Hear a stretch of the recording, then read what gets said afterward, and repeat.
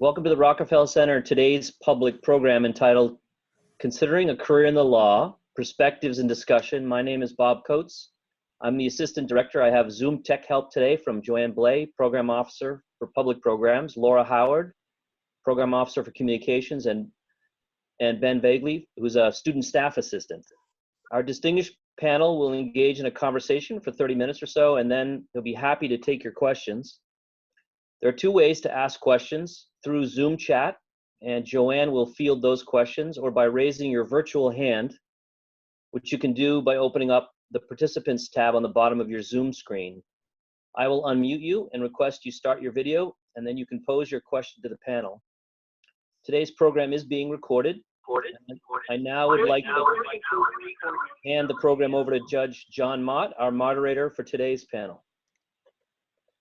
Thank you, Bob. So good afternoon, everyone. It's great to have you here with us. I'm Judge John Mott, and I'm here along with Law School Dean Shirley Jefferson, law firm pro bono partner Susan Finnegan, and Dartmouth professor Bruce Duthu. As you'll hear, the panel brings diverse experience in the law. And we're going to focus today on the law, the many forms that work in the law can take, and then other areas, other questions, such as whether to apply to law school and what's law school like, and to some extent, the law school application process. Tomorrow, I'll be back on Zoom to talk in detail about what we might call the nuts and bolts of preparing for and applying to law school. So that's going to be tomorrow from 12:15 to 1 p.m. through the Center for Professional Development, and you'll have links to that or ways to find out about that. So we'll go into more depth on the nuts and bolts tomorrow and follow up. So there'll be time to follow up on areas or questions that may have come up today that you want a little more information about. Some of you, we know, are planning on heading to law school. You're already planning on that, and others are considering it. But we also know that many of you have not considered law school at all, or not much anyway. Some of you may not even have thought about it before you saw the announcement for this panel discussion, and that's great, that's fine. People come at this from all different angles with all different sorts of experience and backgrounds. We're here to answer questions as best we can and to give you our perspective and our experience. And as you'll hear, if you are considering the law or considering whatever area you may be considering as far as a career, it's good to listen and learn and get as much perspective from as many people as you can. We're going to start by describing our paths to law school and the law. You'll hear from each of us about this, and then we'll head to the questions and answers, which will be the bulk of the presentation today. It's our chance to answer your questions. In terms of discussing our own paths to law school and the law, I guess there's no better way than to take it in alphabetical order. And so we're going to start with Professor Duthu, followed by Susan Finnegan, and then Dean Jefferson, and then me. So Professor, please start us off in terms of your path to the law. Thank you very much. And it's a pleasure to be with all of you. I miss seeing you on campus. Really look forward to the day that we'll be doing all of this in person again. But in the meantime, hope you're all well, taking good care of yourselves. If you can imagine in your minds a map of the Mississippi River, winding, twisting, and turning, or pretty much any river, that's pretty much my path to and through the law. When I was a Dartmouth student back in the 70s, my inspiration for wanting to go into the law was to work in social justice, to advance social justice. I didn't quite honestly understand what that meant, but in my little mind at the time, what it meant was to improve the social conditions, certainly that I grew up in. I grew up in Louisiana. I'm from a tribal background. My tribe is the Homa tribe of Louisiana. And growing up in the segregated South, where the force of law was used to keep people apart, separate schools, separate facilities, and all of that. So there was a daily reminder for me of how the law can work not for justice, but for injustice. And but there were role models that I had around me who showed that there was another way. So I went to law school right out of Dartmouth, and went back home to Louisiana, graduated from Loyola Law School, practiced law for about 3 years. I did civil litigation, and basically we were representing folks who were involved in what's known as the tort area, injuries, or people injured or killed by someone else's negligence. And but I only did that for about 3 years, and then ended up returning to Dartmouth to embark on my second career. What you're basically going to hear is the theme of the law degree as a very malleable degree. So career number 2 was college administrator. I was able to work at Dartmouth in the dean of the college area, advising, counseling students, first Native American students, and then first-year students, while beginning to get a taste of my next career, teaching. I was an adjunct professor in Native American Studies, teaching federal Indian law to undergraduates. And it was that introduction to teaching that convinced me that I would love teaching if I could do that on a full-time basis. And thankfully, Vermont Law School came into my life and invited me over to be a full-time professor back in 1991. And I joined the faculty at Vermont Law School, where I enjoyed a career of 17 years as a law professor. And then in 2008, Dartmouth came calling again, or I came calling back to Dartmouth. I'm not quite sure how that worked, but we had never really stayed apart. But I joined the faculty at Dartmouth College in 2008, where I've been ever since as a professor in Native American Studies. And so my area of expertise is looking at the legal and policy relationships between tribes, the federal government, and states. And I'll stop it there so that my other colleagues on the panel can add their perspectives, but that's a nutshell twists and turns of my path in the law. Thank you, Bruce. This is Sue Finnegan. I'm a class of 85. It's great to be here. I wish I were in Hanover in person, as many of you do as well, on this beautiful day. But I guess we'll have to suffice being on Zoom together. I, like Bruce, went to Dartmouth and really was thinking about a career in law, not because I knew anyone who were lawyers growing up, but I really focused on the social justice aspect of being a lawyer. And in particular, my focus area was women in the law. I took a government class on that with a professor in the government department, and I really thought that I could really do something in that area on the issue of gender, particularly with respect to gender violence and the law, and that sort of set my path forward.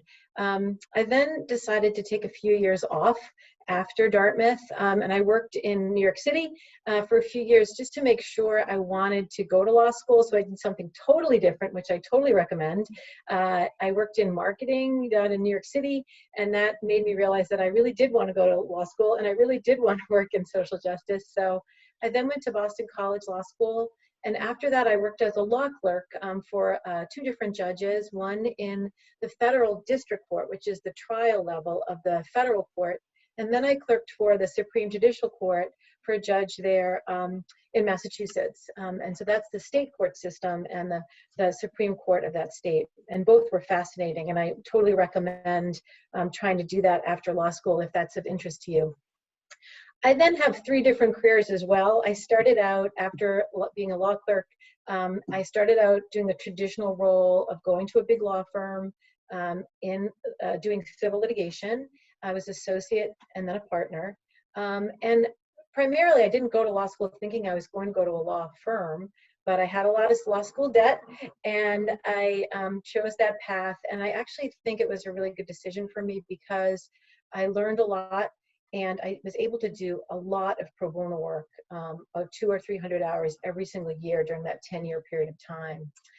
That then led to my next career. I was the legal director at a nonprofit that focused on providing civil legal remedies for victims of sexual assault. called the Victim Rights Law Center in Boston. And we did a lot of national policy work on the issue of sexual assault back in the early 2000s, really before a lot of the Me Too movement. And it was a difficult but really exciting career, and I really loved it. My most recent iteration is that I now went back to the firm, but I now am the firm's pro bono partner. So I work at a large law firm of over 500 lawyers in 8 different cities, the same law firm that I started out at. I oversee 350 pro bono matters across the firm. I also work on about 10 to 15 of those, working on some high impact litigation matters, which I hope we get to talk about. And then I also sort of on the side, I co-chair the state's Access to Justice Commission with the state Supreme Court's Chief Justice. And on that, we work at issues of trying to make sure that low income and disadvantaged people can access the justice system, which has really been a fascinating way to spend a lot of my time as well. So I think I'm going to turn it over to Judge Mott. Is that right? Shirley next, please. Okay, thanks. Dean Jefferson next, please. Okay. Well, thank you. I hope you all can hear me out. I'm challenged when it comes to technology. We are teams, folks. We don't use Zoom. But, you know, with this laptop, iPhone, iPad, I was able to get in. They now call me Shirley. So I'm happy to be here. Shirley Jefferson, Associate Dean for Student Affairs at Vermont Law School. And yes, I have a Southern accent. I'm originally from Selma, Alabama, born and raised there. Grew up in segregation, learned at an early age what Jim Crow was all about. I marched with Dr. King when I was about 14 or 15 years old, integrated my high school when I was 17.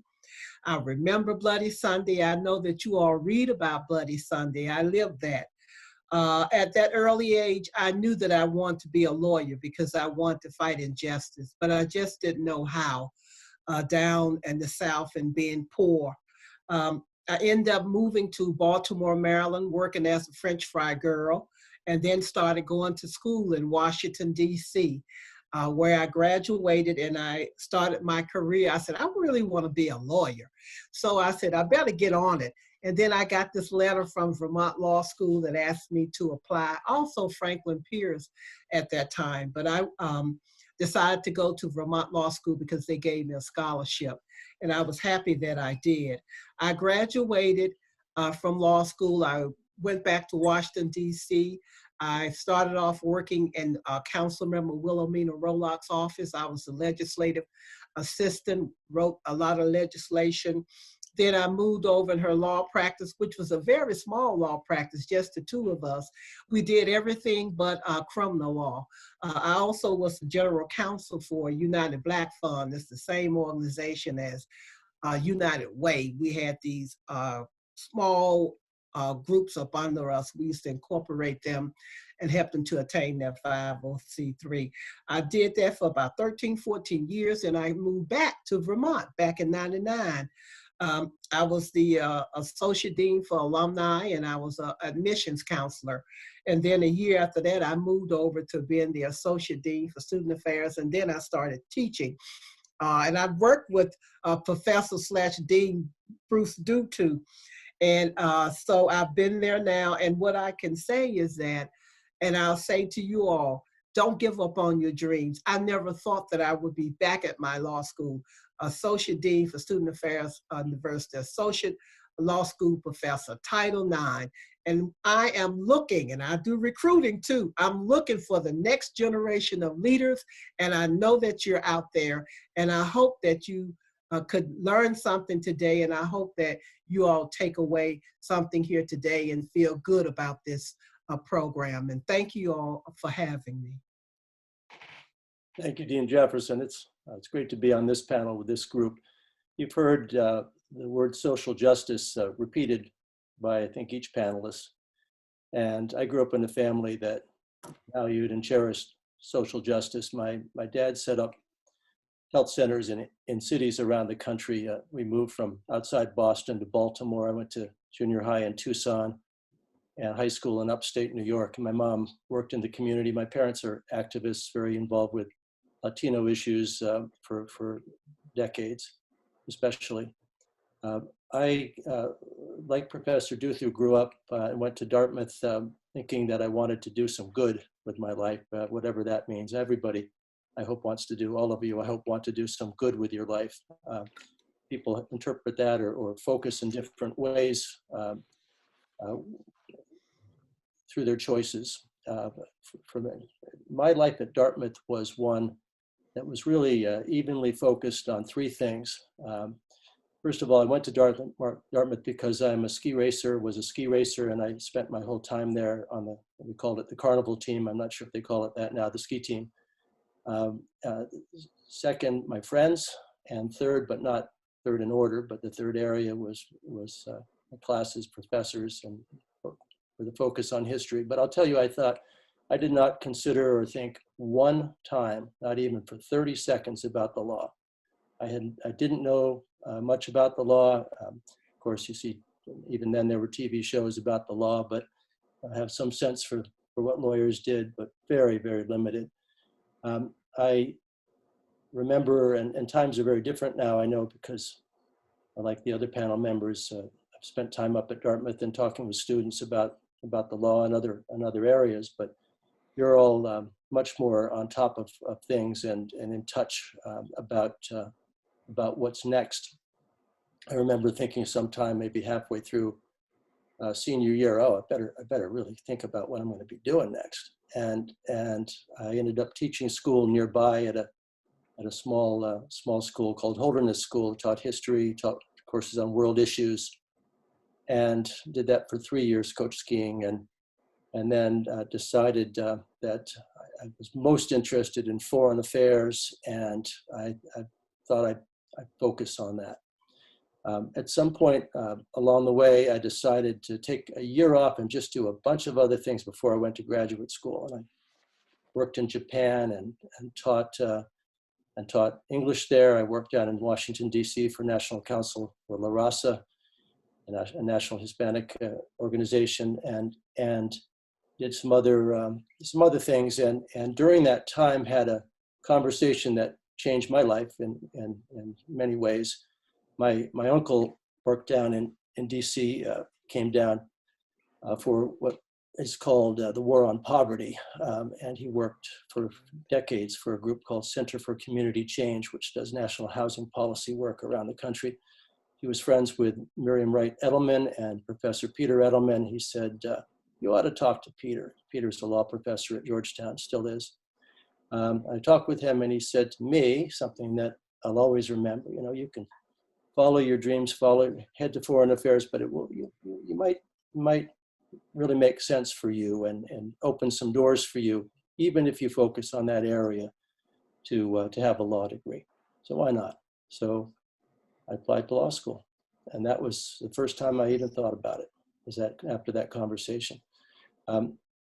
I loved law school, and I fell in love in law school with trial work and criminal law. I took classes on prisoners' rights, trial practice classes, and landed my dream job out of law school at the Public Defender Service in Washington, D.C. I spent 7 years there trying cases in the local trial court in D.C., mostly homicide cases. I did some appellate work and some juvenile work as well. And then moved across to a different position in trial work as prosecutor, federal prosecutor in the Civil Rights Division criminal section at Justice. And that's the office that prosecutes hate crime and police brutality and involuntary servitude cases around the United States, and freedom of access to clinics as well. I worked as a senior trial lawyer there. I tried cases all over the country, investigated and tried cases. And then I ran the section as the acting chief, and then was appointed to the bench by Bill Clinton in 2000. I've been a judge, and now I'm a senior judge for 18, 19 years. I took senior status about a year and a half ago now, and my main work now, other than spending time doing some cases on the court, is in an area called alternative dispute resolution, and I'm working as called a neutral, where I handled mediations and arbitrations and evaluations of cases for people. So the idea is helping resolve disputes so that they don't end up in court, or the ones that end up in court get resolved without having to go forward with a jury trial or a trial. So that's all I'll say about my path right now. That you can tell there's a lot of experience here, lots of perspective, and that's great. That's what we were looking for. We're going to turn to your questions, but I'm going to start with a question, and I'll direct this to Susan Finnegan just to get started, which is, why the law? We've got students here listening in who have lots of options, and I don't think for any of the students, any of us are going to say you must go to law school. That's, you've got to end up in the law. But why would that be a good direction to take? Thank you, John. So I guess why go into law school? I think if you talk to many lawyers, they would tell you that they're dissatisfied with their lives. But I think the four of us actually have had really interesting careers and show you that the law can actually be a really satisfying career. And I'll just boil it down to three reasons why I think that why I love being a lawyer. I guess the first is that I just get to help people with their problems. A lot of people come to you with their problems, and you get to help solve those problems, whether they're individuals who are trying to seek protection from an abusive spouse, or whether it's a nonprofit organization that is trying to figure out, for example, I just got a call today from a consortium of domestic violence shelters, and they're trying to figure out how do we reopen after this pandemic. We've been on lockdown and there are so many people that need our services. Can you help us figure that out? So I think helping people solve their problems and being able to do that is really, I think, a satisfying career.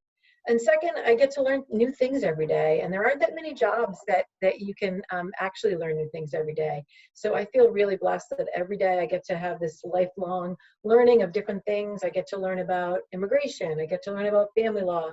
I get to learn about housing law. I get to learn about consumer debt.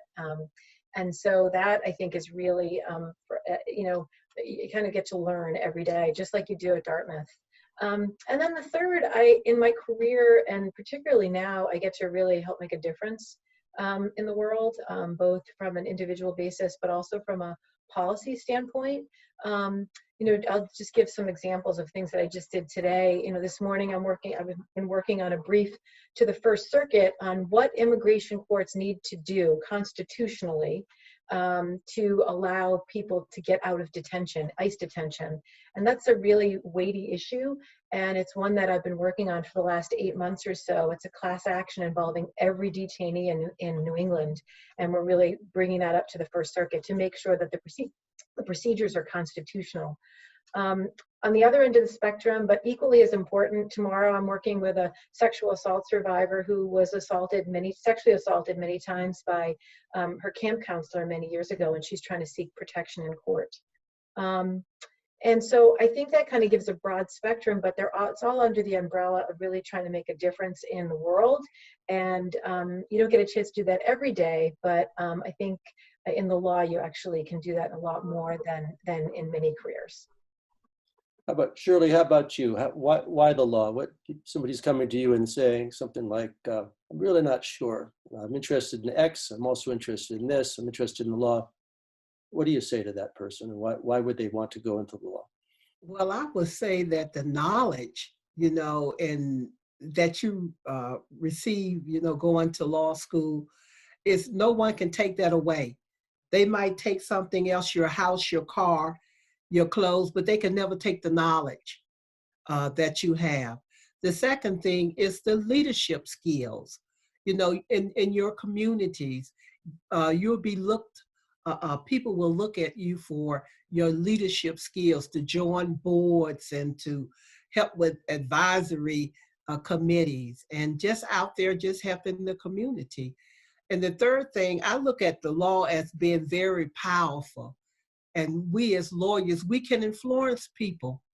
We can all over the world, the country. And to me, that's very important. And also to help people, just as Susan said. Professor, how about you? Well, there are a couple of things that I think I would say in response to that question. And I want to thank the students who are already starting to line up with their very good questions. The first thing I would say is for anyone interested in being a creative problem solver, law is a very, very worthwhile career. It doesn't mean it's the only profession. Engineers are problem solvers. People who work in the nonprofit area are problem solvers. Certainly our healthcare providers of all stripes are problem solvers. So we are a type of problem solver, but it's because of the ability to get into a whole range of structural challenges. How does our society actually work? Who gets to participate? Who doesn't get to participate?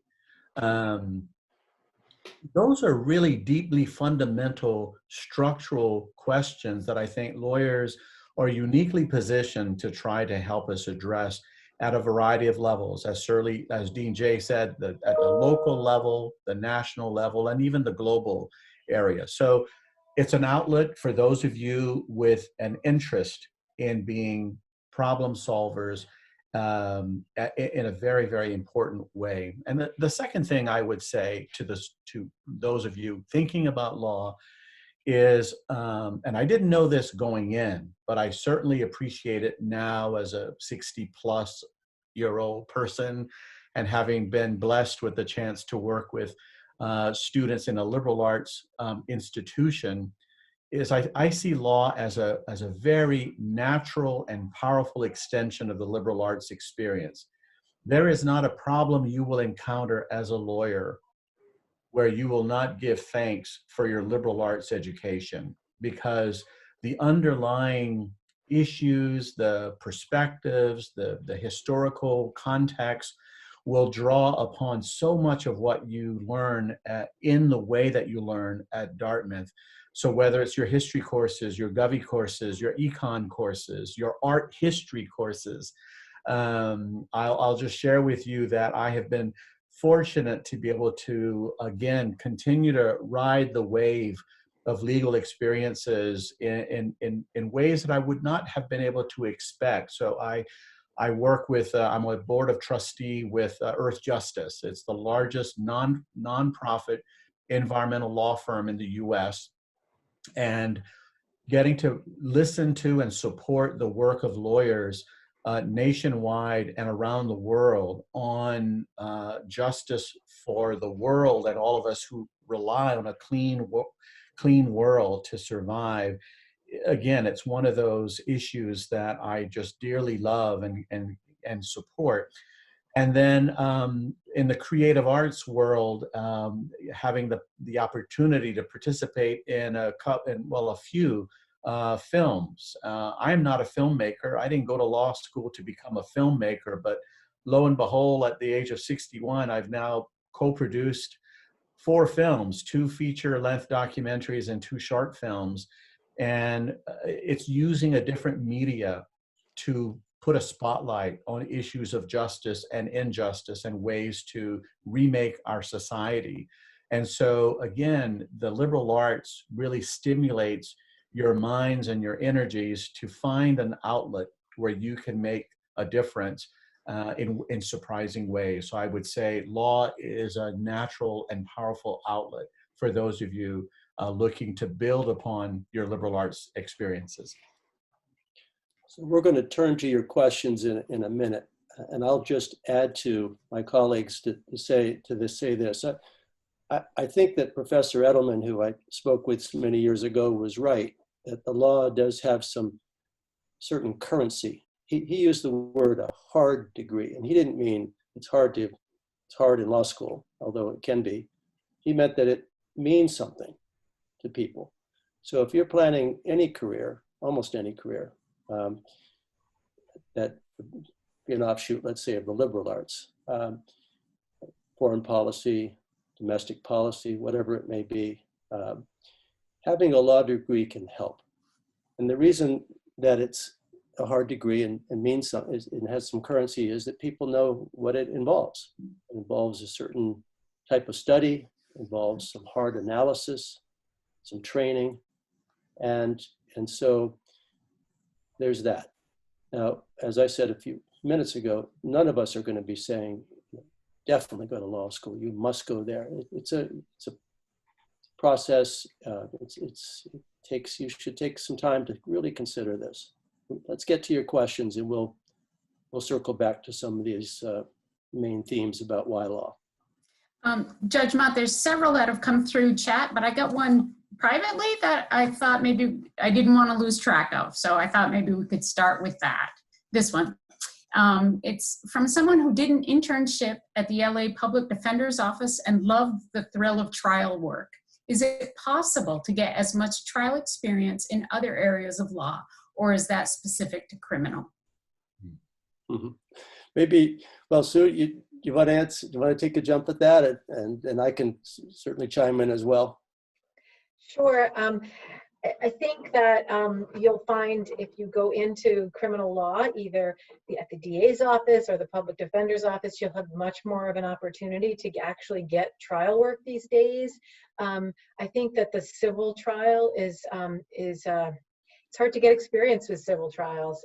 I was lucky in the first 5 years of my career, I had 4 or 5 trials, but there are many people who only have 1 a decade in the civil realm. And so I think there's a number of reasons for that, but I think that if you want to get, a lot of trial experience, I think you get much more experience on the criminal side of things. And I'm sure Judge Mott will probably be able to underscore that. Yeah, as well. I'll underscore that. Yes, you definitely get more experience on the criminal side, whether it's at a local or DA's office, as a prosecutor, public defender's office, or on the federal level as an assistant U.S. attorney, or at the Department of Justice where I worked for a while, or as a federal public defender. There are civil trials that still go on these days, although many get resolved through mediation. And many fewer cases go to trial these days because of clauses in contracts and the like that require arbitration. And I will say, although you might not realize this, probably most people don't, that only about 5% of lawyers ever see the inside of a courtroom. And so lawyers do lots of other things, lots of good things, lots of important things, representing clients, standing up for people, doing something in the world. But most of them don't end up in the courtroom. I'll say one other thing now, and then we'll move on to the next question. But we're going to be around and available to answer questions in the future from you. So if the particular student who asked that question, who I take it has a real interest in trial work and wants to consider law school in that respect, we're going to be around to talk further if you want to. Judge Mott? Yes. We have a question from Jonathan, who wonders if any of the panelists have worked with lawyers who served in the Judge Advocate General's Corps of one of the branches of the armed forces before pursuing a career in civilian law. I've had several of my graduates from Vermont Law School go on to the JAG Corps and in the various branches, Marines, Navy, et cetera.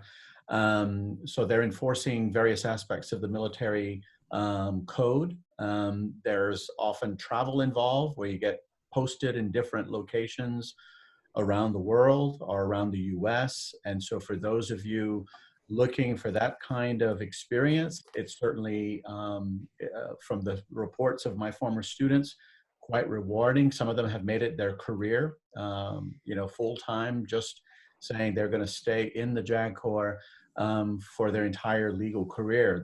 They just enjoy the opportunities to work with military personnel, their families, the issues in whatever locales they happen to be in. For those involved in litigation, they see quite a bit of litigation in that context, but as Judge Mott said, you'll also find yourself doing other kinds of issues, compliance work. What is the military base doing and how is it conducting itself on foreign soil? So sometimes those might land up in the JAG officer's desk. So it's some really, really wonderful avenues there. I agree with that. I've taught a class at the George Washington, I live in Washington, D.C., at GW Law School for about 15 years on the American jury system. It's a trial advocacy sort of class. And the reason I mention that in connection with this question is that a number of military lawyers have come through, JAG Corps and others have come through. The military has paid for them to come and take what's called an LLM, which is a post-law program. It's usually a year or two. And so they're maybe 5-10 years into their JAG Corps work. It's almost a sabbatical type of thing. They come up and they focus in. This group has universally, I would say, been just people who seem to love what they're doing, poised, right, and focused on doing good in that way. And one other interesting aspect of the JAG Corps, from what I've seen or heard, is that they require the lawyers to work on both sides. They're defense attorneys, they're also prosecutors. They don't specialize in one or another. They go back and forth. And there's something to say for that. We have a couple of coronavirus topical questions. Since one student is asking, since a lot of them have a lot of time on their hands, is there some kind of skill or something to work on in this downtime that might help them with their law school applications? And the other coronavirus related question is, how do you expect the pandemic to affect admissions? I'll speak to that. Well, right now, it really haven't affected Vermont Law School in any way. I just finished reading 30 or 40 applications for the admissions committee. And we have folks that goes into the admissions office and pick up deposit or send out acceptance letters. We are still accepting students' application and admitting them, putting them on the wait list, denying some. The only difference is that a lot of the applications that come through the committee, because those are the ones I'm reading, usually the students would come to campus and we would get an opportunity to meet them. But that's the only difference, but it haven't really affected us in any kind of way. Now, with time on your hand, if you're a student who haven't taken the LSAT yet, I would suggest that you get started on doing at least 3,000 or 4,000 of those questions or those multiple choice and going through the process of taking the exam under the time constraints and reading the answers. There are a lot of LSAC have practice exams on Khan Academy if you haven't done that. But if you've already taken the law school exam and you're admitted to a law school, I would suggest that you could do a couple of reading. Try to work on your analytical skills and reading. Now, it's a good book called Bridging the Gap Between College and Law School. It's by Charlotte D. Taylor. And that's a good book to read. And Strategies and Tactics for the First Year Law Students by Kimmy Watson. But you can just start applying yourself, reading it, and that would help you also. And if you got any lawyers that you know, start talking to them to help you to start thinking about law school. I would add that I have a daughter who's currently studying for the LSAT right now. Oh. And one of the outcomes of the pandemic is the postponement of the LSAT exam itself, with people not being able to congregate in spaces. And so she was initially signed up for the March exam that got postponed. The April exam was canceled.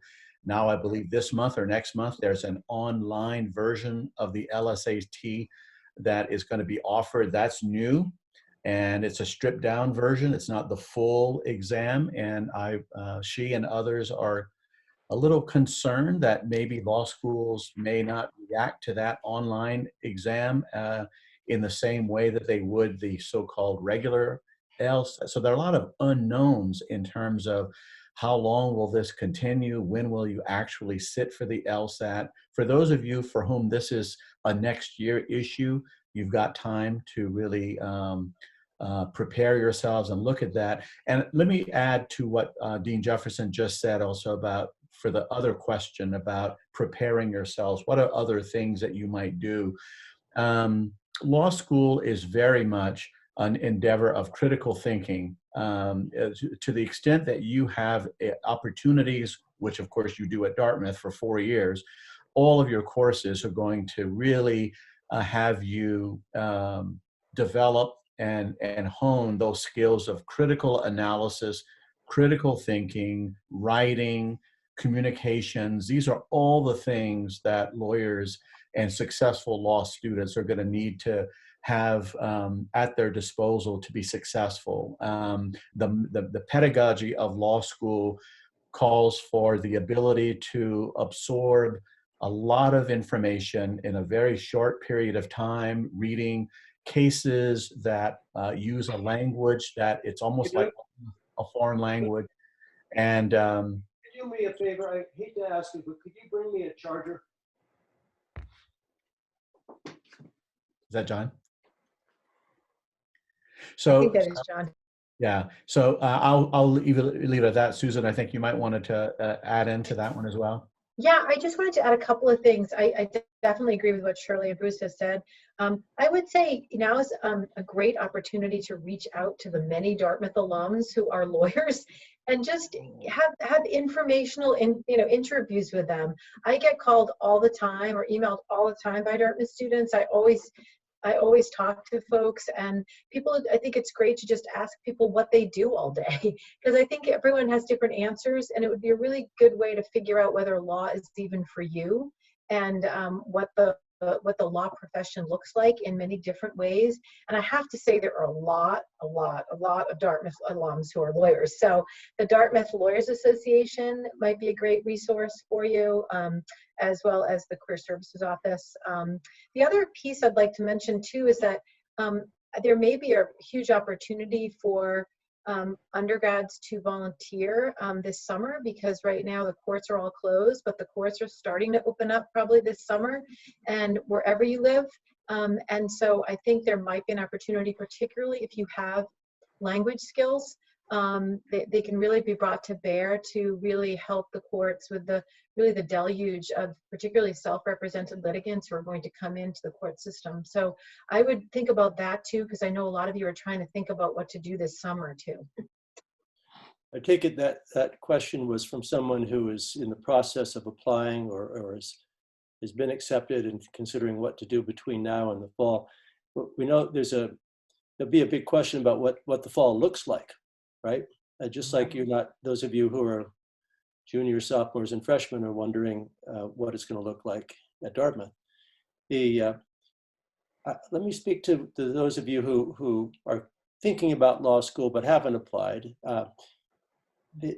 One thing you'll hear from us, and it's important, is that at Dartmouth you don't have to pursue a certain type of study or dive into the law or even read about the law itself before you consider law school.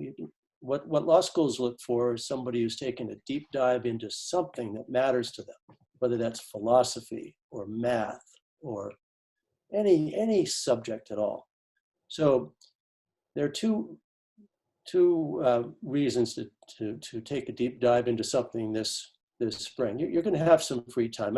My son's a freshman in college, and he's actually now taking a class below here, and I know, even though he's busy with class, there's lots of extra time. And so pursue something, study something else, learn something else, go deep into some area, just because it's worth it. And if you're thinking about law school, I bet those schools are going to ask you, what did you do during the pandemic? How did you spend your time? What did you sink your teeth into? So go for it. Sink your teeth into something. Judge Mott, I have another question that came to me individually. There was a lot of mention of social justice in the panelists' introductions, which is what I'm particularly interested in. Why did the panelists choose a degree in law versus other programs like a master's degree in public policy? Is public policy something lawyers can go into? What would be the advantages / disadvantages to approaching policy work through a law degree? And some good questions from the students. Professor Dutha, do you want to start us off on that one? Sure. I think they're not mutually exclusive, and many law schools, in fact, most law schools, if you look at their offerings, will often pair a JD with some other degree. So you can get a JD and a master's in public administration, or a JD and a master's of business administration. What that really represents is a broadening and a deepening of both your intellectual and also practical experiences that you'll be able to offer a potential client down the road, so that the law itself may or may not prepare you directly for a career in, let's say, nonprofit organizations, although you might take a course in that. But a degree in public administration, whether you move into the public sector in working for county, municipal, state or federal or tribal law and policy, you'll have a deeper sense of the teachings and the scholarship and the trends in that particular fields that will complement your knowledge of law. So again, the backdrop for a lot of these questions, I think, will also be cost, because anytime you start adding other degrees and even considering the law degree itself, it's a huge investment. It's an investment of your time and certainly an investment of money. And so I think for the last decade or more, we've certainly seen people asking very, very deep questions about, is this the right opportunity for me because of the cost of law school being so high, and the opportunity to get a job that will compensate you at a level where you can do the kind of work that you're interested in, but also service the debt that you'll likely get. Now, there are things like loan forgiveness and other things like that you should look at. But by combining other degrees, the costs will go up. And so I would take Susan's advice seriously of reaching out to alums, look at their profiles, see what kind of work they've done. Did they make the right choice? One of you asked, why do some people say lawyers hate their jobs? And I think some of them do because they didn't do the homework that many of you are doing right now. They're being very careful about making a move that could have some weighty consequences. And when they find that the law isn't fulfilling them in a way that they imagined law was going to fulfill them, you may have to go back and ask questions. Well, what took you in that path in the first place? And so being sure that there is enough of a hold, both intellectual, but also moral, that you want to wake up in the morning and feel like you're doing the right thing, whatever that thing is. And you may have a sense of what that is right now, or you may not. So talk to trusted advisors, your families, your professors, other folks that you can really get a good bearing on what matters to you. I'll leave it there. So I'd just like to add that I actually contemplated doing a joint degree in public policy and law, and it would have added, I think, 1 extra year to my law degree. And I would just say that for me, cost was a factor to that analysis. And I could have gone either way. I probably could have either done the public policy route or the law route, but doing both seemed like an overwhelming kind of financial burden for me at the time. And I think my analysis was that I felt like I could probably achieve what I wanted to achieve by simply going the law route, because a lot of what I'm doing now has a lot of policy elements to it. And I've been able to, for example, lobby the legislature to change the law or create law or draft laws that impact domestic violence and sexual assault survivors. So I felt like by going that route, just the law route, I could still do the policy route, but if I went the policy route, I couldn't be a lawyer. And so that was sort of my analysis. I don't know if it was the right analysis, but I do think you have to be realistic too about the finances of things. It is very costly to go to law school.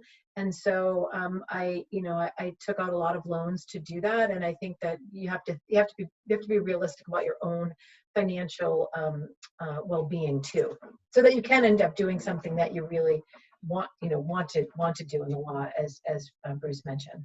Yeah. So take your time in making this decision. Some of you have already decided and already applied and been accepted. Those of you who aren't sure, there is no hurry at all, right? It's absolutely fine. In fact, it's in some ways favored by law schools to have taken some time in between. Take a year, 2, 3, 4, get some experience, consider these different options that you have. It's a big deal. But I'll say, and I know the panelists will agree, that you will be, if all you're considering is getting in right now, if that were the only concern, getting into some place that's good or wherever you want to be, you're going to have an easier time getting in if you have experience. Of course, the law school, take whatever law school you choose, would prefer to have somebody with exactly, just like you, with exactly your GPA and scores, who has 2 years of experience or 3 years of experience, who has more life experience, more to add to the class. Yeah. So there's absolutely no downside on a tactical level, let's say, to taking time, and every reason in the world on a personal human level to take the time, so you make the right decision and about whether to go to law school at all. Now back to this point about people not, lawyers saying that they don't like the law. Most lawyers like the law. Most lawyers like what they do. They do all kinds of different things. But there are some that shift and do something else for their life, even with a law degree, or say they didn't enjoy the law.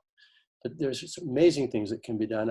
And Sue, if you don't mind talking about a couple of the areas that you've worked in, just to give an example of and you mentioned pro bono work. Could you define that for everybody, what that means, and just take a few minutes and let us know about a few matters you've worked on that are of interest? Sure. So pro bono work is work that is done by lawyers, primarily at private firms, but also if you're working for a corporation, or even some government lawyers are doing pro bono work. And it's work that's done for free, that you are not being paid by the clients to do. And you're either working for low income or disadvantaged people. You're maybe doing civil rights work or human rights work. You're working for nonprofits. And so each law firm that I've been affiliated with or worked with over the years has had some type of established pro bono program. And the pro bono programs have really become much more sophisticated, I think, more recently. A couple of the projects that I've worked on over the last maybe 5 or 6 years ago was I worked on the travel ban litigation when the first travel ban went into effect right after President Trump was, the week after he became president, and he put it together, a travel ban where you may recall that all the airports had lots of protests, and a lot of litigation was filed. So I was actually out at an event with my husband, and I got a phone call at 8 o'clock at night on a Saturday night, and was called to go to the airport to try to represent one of the first individuals who was being detained unconstitutionally under this ban. And we raced to the airport, and the airport was filled with protesters. We then went to federal court on Saturday night, and the judges came in, and we ended up getting one of the first court orders saying that the travel ban was unconstitutional. And so that was just an amazing experience for me to work on. I worked on that for the next several weeks. So that's one kind of big strategic kind of litigation that I worked on with the ACLU several years ago. I also have worked on, as I mentioned, some legislation.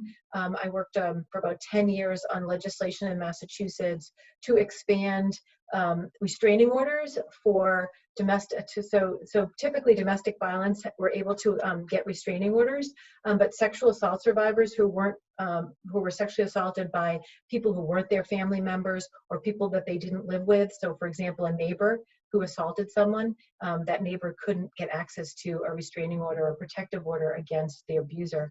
And so we worked for 10 years with a coalition of people in Massachusetts to expand the protective order so that survivors of sexual assault could also take advantage of that and be protected in their homes. And so that's another way that, you know, lawyers can go and file these big lawsuits. They can then work on legislation and make a difference that way. And so there are many different ways that you can make a difference as a lawyer and as a pro bono lawyer. And so I've used those as two examples of different ways of helping people in the pro bono realm. Thank you, Sue. So, Judge Mott? Yes, Joy. I'm sorry to interrupt. We had a question from long ago for Shirley, and I wonder if it was how did she go about, or how would she suggest students of color go about navigating mentorship, advising, especially during the law school application process and first years of law school? And Shirley, may I ask you something?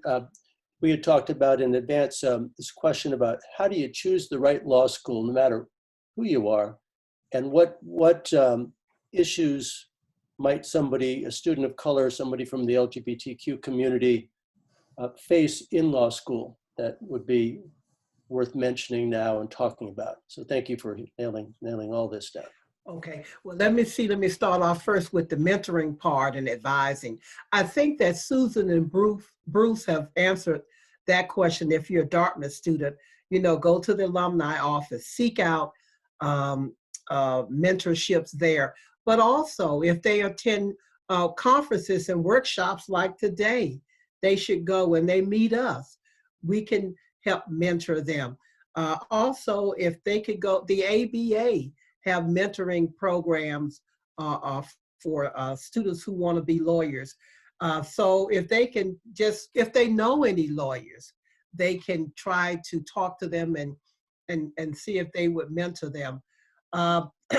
I want to say about the application process, if you're a student of color, I would think that, first of all, you would look to see location plays a great important part, but I would say location sometime won't, because you wouldn't think that Vermont Law School would be a great school for you to go to because it's almost predominantly white and in a rural area, but it's a great place because there's nothing to do but study.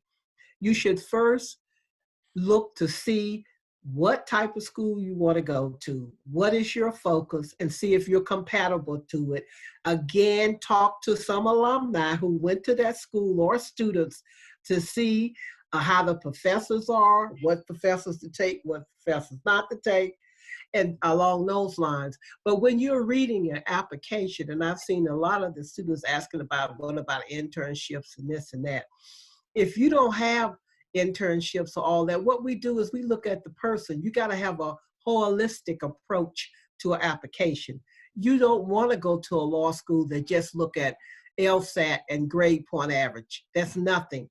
You want to go to a school that take a holistic approach. And when I say that, meaning looking at your letters, your strong letters of recommendations from your faculty, get them from your faculty that will talk about your strengths and your weaknesses and your leadership ability and your work ethics. You want to look at the school. We look at the schools that you went to. Dartmouth is a strong school.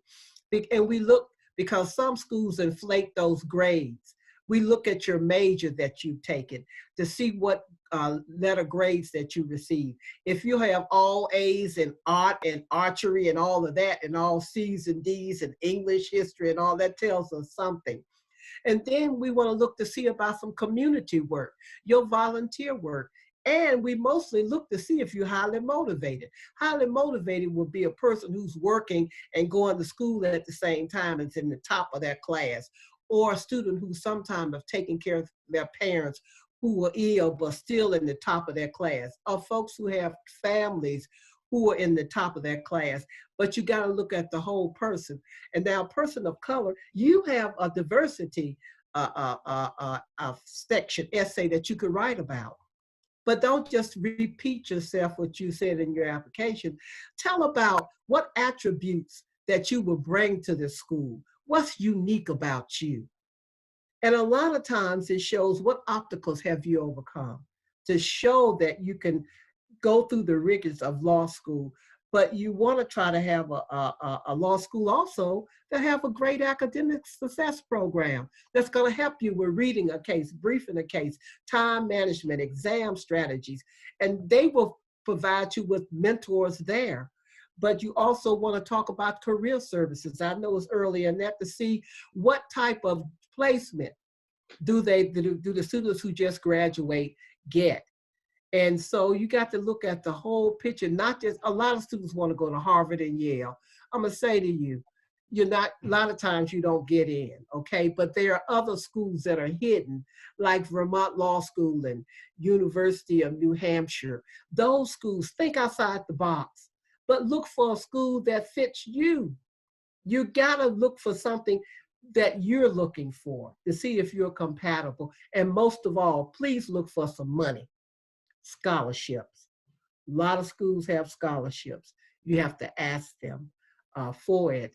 But when you get into law school, as far as a person of color, there might be some challenges. A lot of times you feel isolated. A lot of times in class, you don't want to speak up. A lot of times you have to speak for your race. A lot of times you have to take students and sometimes the administration saying that you're only here because of affirmative action. You have to get beyond that. You have to get a tough skin, and you have to know why you're there and put a lot of things aside and just concentrate on your studies. And that's why I say a small law school without a red light and compost toilets right up the road where students do nothing but study. They get to know each other, they live together, they eat together, they take care of each other. It's a unique place. And you want to make sure that the faculty, again, they're dedicated in their profession, but also will go one-on-one, that they have time to talk to you and to help you and to mentor you. It's a whole big picture. And there are a lot of law schools out there, and they're looking for diversity because as Professor Dutu know and Sue, diversity enhances all of us. We learn from everybody, they learn from us. You don't want everybody in the same class. And so we're looking for that. Schools are looking for diversity, but just make sure that you pick the right school that's gonna help you from the beginning to the end to make sure that you're successful, not only in the law school, but in your legal career. I hope I have answered it. Yeah. Thank you, Dean Jefferson. So two things. One is we are happy to go in about another 10 minutes or so. We got started a little late and we know you have more questions. And second, just to repeat, tomorrow at 12:15 to 1, I'll be focusing in on another Zoom session with anyone who wants to come back and hear more about the nuts and bolts. And we'll focus on things like, part of the last question, the premise was that internships were necessary. Maybe internships in the law are necessary before you go to law school. And the answer to that really is, if you're interested in that area that you're interning in, great. And particularly important if you aren't sure about the law to maybe intern in the law so you can decide yourself whether it's for you. But in terms of getting into law school, whether you intern in a law-related area or not really makes very little, if any difference at all. What the law schools are looking for is somebody, again, who takes a deep dive into areas of interest to them, makes a difference, works hard, and does well. We have more questions though, Joanne. Yeah, and I did want to say, I did share all of the email addresses for all of the panelists in chat. So feel free to download that in case you didn't get a chance to answer your question. I also want to put in a plug for tomorrow's event. We're having a virtual event every Wednesday at 5 from the Rockefeller Center. Tomorrow's event will be with Lucy Hornby, who was a journalist in China for 20 years, and she will be talking about the coronavirus and China and the relationship with the United States and what the future will hold at the end of this pandemic. But there was a question here that I thought it would be great for all of you to speak to. I think Judge Mott alluded to this, but should you consider law school only if you intend to practice law, or is it valuable / worthwhile in other sectors, nonprofits, politics, etc.? Bruce, you want to take a stab at that? Well, sure. I counsel a lot of students at Dartmouth who come in and they don't see themselves going into a traditional litigator role, you know, the kind of the lawyer or movie TV lawyer that you see very often. They have an interest in legal education. And I would say two things. One is I certainly am living proof that law school can prepare you for careers beyond traditional lawyering work. Even though I went to law school because I wanted to do traditional lawyering work. So I learned through experience how well law school had equipped me without my looking for it to be a college administrator. Now, I don't know that I would have gone to law school had I known I wanted to be a dean or to be an administrator. There are many other paths to doing that. You can get a doctorate in education administration that is designed for that particular course. But for me, you know, what if I get into that path and I decide I don't like being an administrator? What's my fallback? And so when I look at the JD, in terms of, as I said at the outset, it's malleability.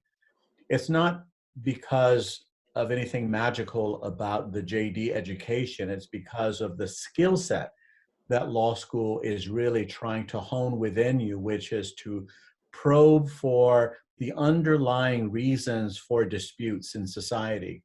What's animating this dispute? Is it cultural? Is it social? Is it economic?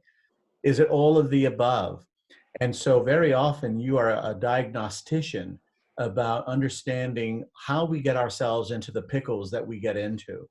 And can law find a remedy for that? And it's because of that kind of skill set, the skill of interrogation, of critical analysis, of introspection, that makes the JD a fairly malleable degree so that you can move to other sectors fairly easily. And I've just seen so many of my students, graduates of Dartmouth, do exactly that. They might spend 5, 6, 10 years in a traditional litigation field and then move on and do some other kind of work and be just as fulfilled. Let me just echo something that Dean Jay said about the mentoring, but also letters of recommendation. This is something I share with all of my students at Dartmouth who come in, is get to know at least 2 or 3 of your faculty members really well. People who could easily write 2 to 3 pages about you on exactly the themes that Dean Jay talked about: your work ethic, what motivates you, what kind of a student are you, but more importantly, what kind of a person are you? What's your ethical compass? Do you have an ethical compass? I mean, what good does it do to train you to be a great skilled technician if you're simply trying to reinforce the very kind of structural inequities that society is trying to work itself out of? So we will have failed you as a person if we didn't challenge you to look at where do you get your moral bearings from? But you need faculty who can speak to that. And so take it upon yourself to, you know, make us earn our keep, you know, come in and do office hours and spend time with us and let us get to know you, so that when you do ask us for a letter, you know, the letter is almost writing itself. I don't have to look at your transcript. In fact, that becomes secondary. You know, they can read the transcript as well as I can. I'm not going to talk about your grades. You've already done that. I can't change that C that's staring at the admissions officer. I can't make it go away. But I can talk about your work ethic, your discipline, your motivation, obstacles that you have overcome, and the promise that I see in you. if the law school is willing to give you that shot. I can speak to all of that, but I got to get to know you before I can speak to that. This advice, by the way, would apply to most graduate programs you'd be interested in. Absolutely. And I don't know about the other panel members, but I definitely I've thought many times after graduating from Dartmouth that I wish I'd gotten to know my professors better than I did. The relationships I did have, the connections I did have were extremely meaningful. We're But, kind of nice people sometimes. yeah, absolutely. Yeah. Absolutely. We have time for another couple questions if we have them, Joanne. Let me see. Let me roll back here. If maybe just one question, but if not, we can wrap things up. If I could just say something what Bruce said about those letters of recommendation, strong from your professors. I'm telling you, it's been times when you've been trailing whether the student was going to get in or not get in. It was the letters of recommendation from the faculty, from their professors, that was the nail that we could drive it in. The letters, just like Professor Dutu say, you read the letters and you get excited about the person. You get excited. And we're like, we want them to come to our law school. Forget that C, forget that LSAT, forget that this is a person that we want. And that like I said, I've been reading 30 and 40 applications and I got more. It was several students who we wanted to, but they didn't have letters from a professor. They got them from a neighbor. They got them from a preacher. Nothing's wrong with that. But it was students who had those letters from their professors that got in. I just want to stress that. Please, please get those letters from your professors and let them be strong. Thank you, Dean Jefferson. Judge Mott, I think I found a question that would be a good last question, because we don't want to impose on your time. Everybody's been so generous with their time today, but could you just, and you've alluded to this somewhat, but what types of experience do you think is valuable personally, professionally, and academically? Just a broad look at something that would be valuable for the applicants. In terms of bolstering their chances of getting into the law school of their choice, is that, or should we assume that's the premise?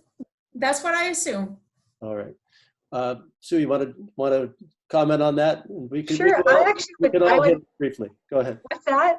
We could all hit it. We could all answer briefly. How's that? Okay, yes. Okay, so just briefly, I don't necessarily think that you should gear your experiences to getting into law school, but I think you could gear your experiences to figuring out whether you even want to go to law school. And so I chose to do marketing down in New York just to try something completely different in between undergrad and law school, and it made me realize I did not want to be in marketing. I really wanted to be a lawyer, and I really wanted to go back to what I really thought I wanted to do in undergrad.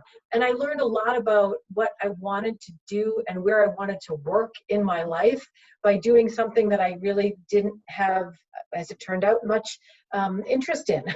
And I think that every experience that you have, helps you figure out whether you want to go to law school, what you want to get out of law school, because it's a big investment of time and it's a big investment of who you are. And so I think just trying to develop experiences and talking to as many people as you can are the best things that you can do.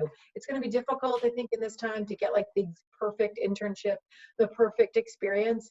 I think just getting some experience of working, of like, just going to the office every day and like, or working remotely, and how you interact is going to really be helpful to you when you're going to law school. And when you're on the other side. I was a hiring partner for many years, and I always looked for students who did something. I didn't care what they did before law school. So that's from the other side of things, because I realized that people have a lot of more life experiences than they would have otherwise for people who went straight through. I'll just say this. So follow what you're passionate about. Pursue what you love. If you're not sure what that is, take your time and explore. Absolutely don't rush to apply to law school or consider law school. Just get deeply involved in something that matters to you. And then you'll you'll be able to, as Sue was just saying, you'll be able to decide whether that area is something that you really do love. Do you love marketing, or do you want to do something else? Go to the Peace Corps. Work in the community somewhere. Work in an environmental area, whatever it is. Work at a bank. Whatever it is you think you might enjoy, do it. And then as you're working along, consider what it is you want to do next. And if you already know you love the law, maybe because you grew up in a family of lawyers, or you always wanted to visit the courtroom, or whatever it may be, then by all means, there's nothing wrong with going directly to law school. It's perfectly fine. Although most of the good law schools these days have the majority of students, or close to a majority, who take time off in between. So just know that. And tomorrow we'll talk in much more depth, 12:15 to 1, about these sorts of questions, and I look forward to going more deeply into it.